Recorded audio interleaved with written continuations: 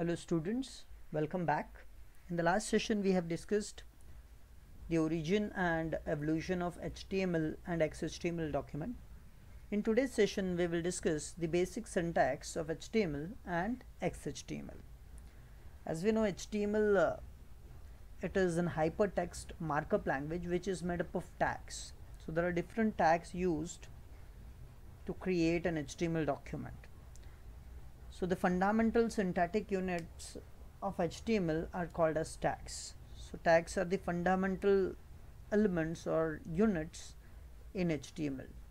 Tags are used to specify categories of content. For each category, a browser has default presentation specifications for the specified content. Every tag has its different presentation for it. The elements are defined by tags, has some syntax, the format. The syntax of a tag is the tag's name,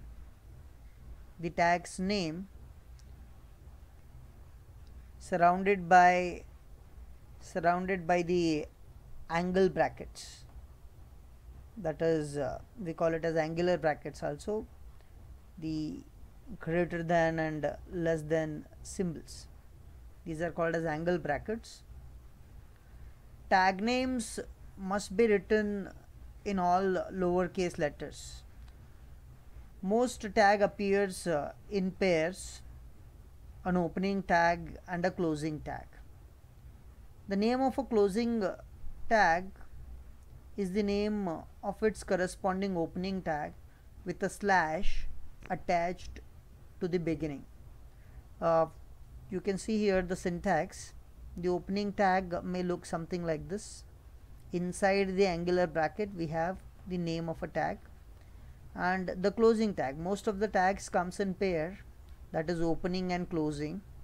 So the closing tag, again, it is the same as a opening tag, but there is a backslash before the tag name, and the name is always enclosed in angular bracket. And most of the tags are comes in pair. For example, if a tag is p tag, that is a paragraph tag, which we declare like this, a p tag, the corresponding closing tag for this would be again the p tag, but before the p it is forward slash. Okay, so this is a closing tag, and whatever appears between the opening and the closing tag, in between this, if we have something, this is called the content of the tag. So anything between the opening and the closing of a tag, it is called as the content of a tag. And the browser simply displays this content on the browser screen. Tags are not directly displayed by the browser, but the meaning of the tag is interpreted, and accordingly the content of the tag is displayed on the browser screen. Not all the tags have content. Like here we have a p tag which includes a content, but there are certain tags which do not have content. The opening tag and its closing tag together specify a container for the content they enclose. Now opening and closing, as we have seen there, opening and closing has some, it is a container to store some content. So this is our content, and opening tag and closing tag forms a container. Okay, as I've said, not all tags have content. If a tag has no content, the form of that tag is like this. So if a tag do not have any content, the tag is declared something like this. Inside the angular bracket we have a name of a tag, and then we have a forward slash. For example, one tag, that is a break tag, do not have any content. So break tag is declared like this: br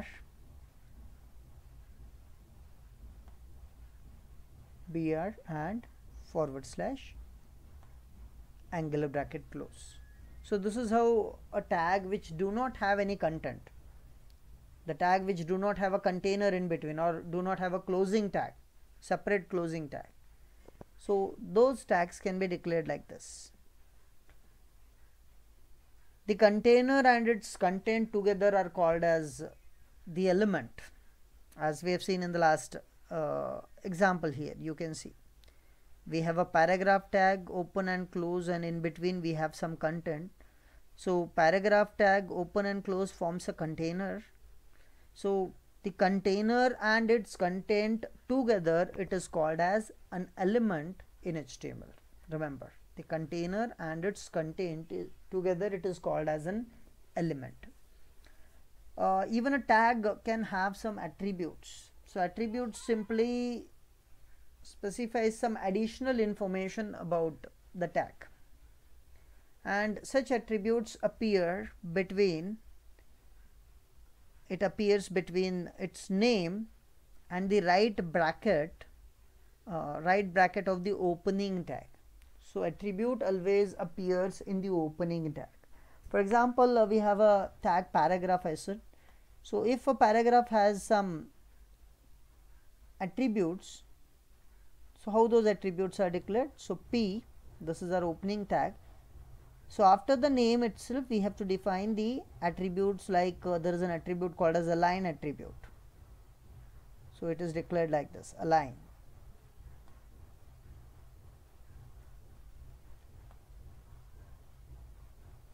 Align.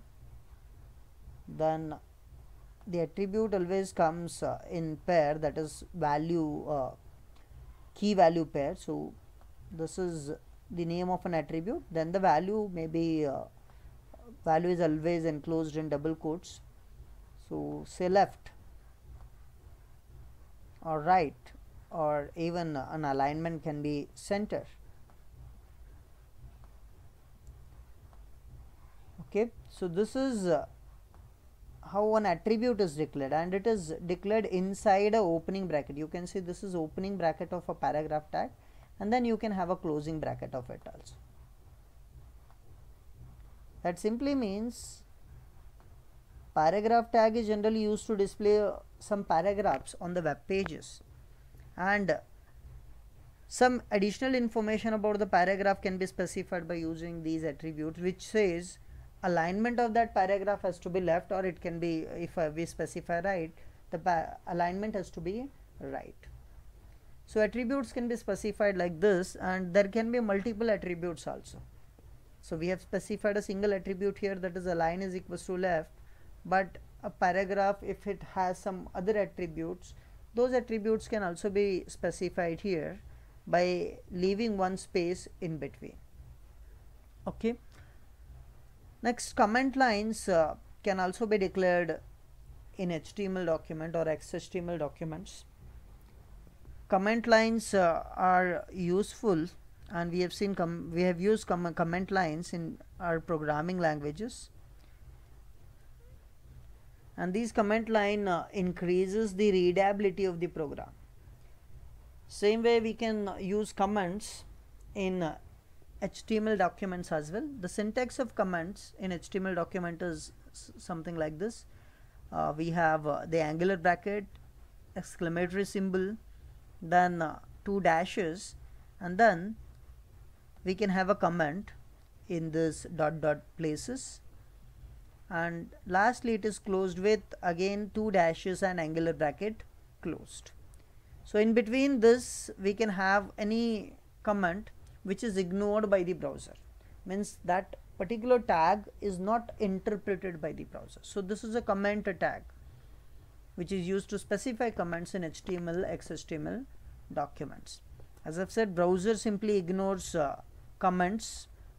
Even browser ignores unrecognized tags. If you're using any other tags which are not recognized by the browsers, such tags are also ignored by the browser. Line breaks, if you're using multiple line breaks in the document, even those line breaks are ignored, multiple spaces and even tabs are ignored by the browser. The tags which we use in the documents are simply suggestions to the browser.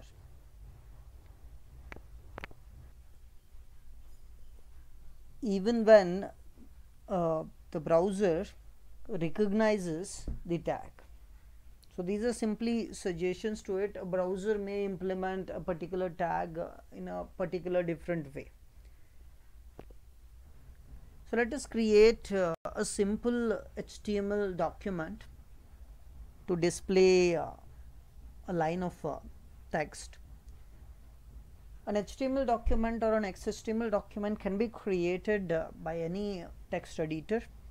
So here we will be using the Notepad++ editor to create the XHTML or HTML document. Right now we will create an HTML document. So let us open Notepad++.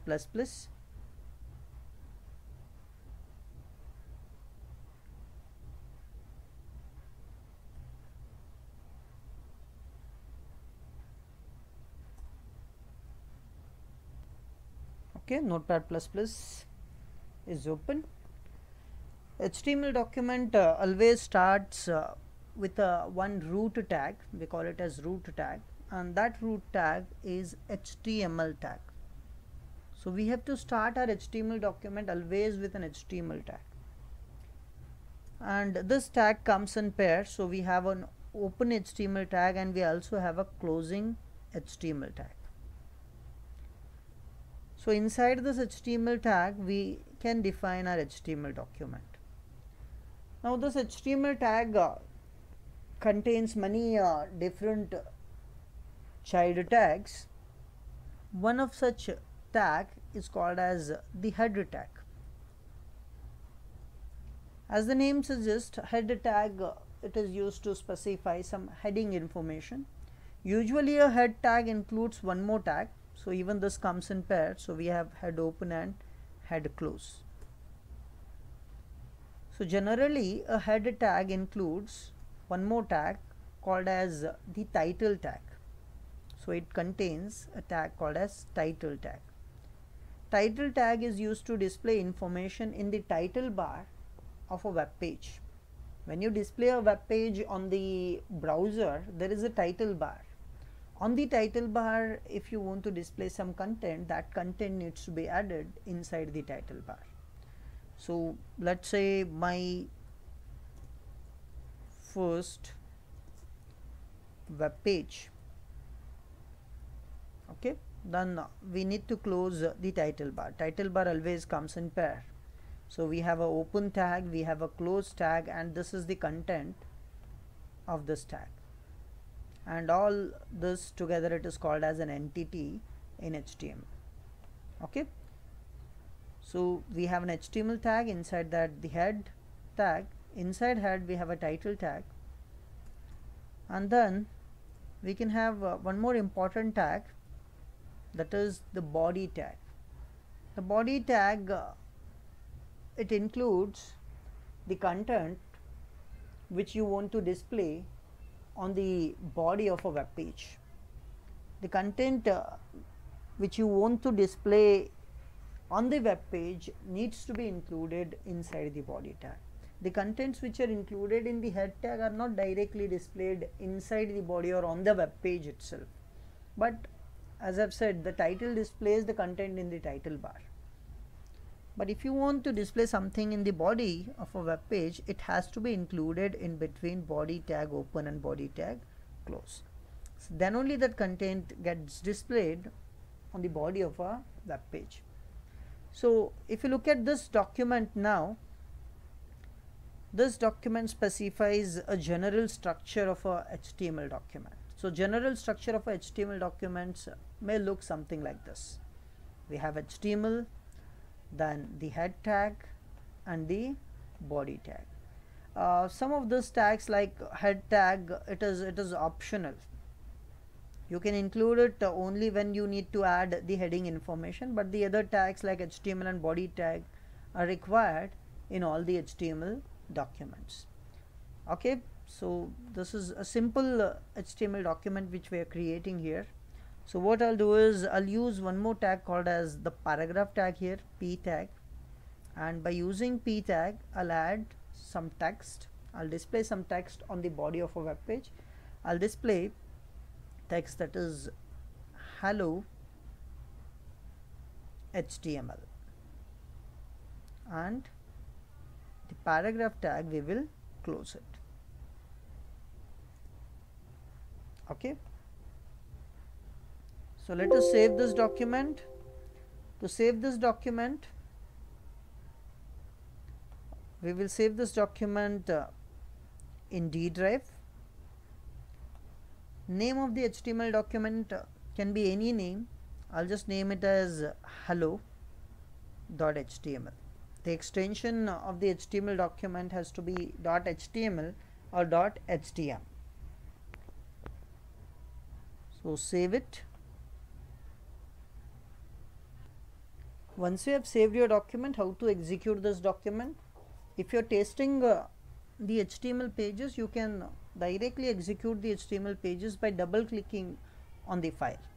Those files are automatically opened in the default browser, or what you can do is you can open your browser and from the file menu you can select, you can click on the open button and you can select your file. So the best way to test your HTML document, it is by going to the location of the file. So in my case the file is saved in D drive. So let's move to D drive, then find your file. So this is my file, you can see here, and just double click on it. Once you double click on the file, that file will automatically gets opened in the default browser, and you can see this is the result of our first HTML file, and it has displayed hello HTML. And if you look at the title of this particular page, my first web page, the title, the content of title tag is displayed on the title bar of the page. Okay, so this is how we can create a simple HTML file by using the HTML, that is hypertext markup language. Okay, in today's session we have studied some basic syntax of HTML, and we will continue our discussion of tags in the coming sessions. So we'll stop here. Thank you.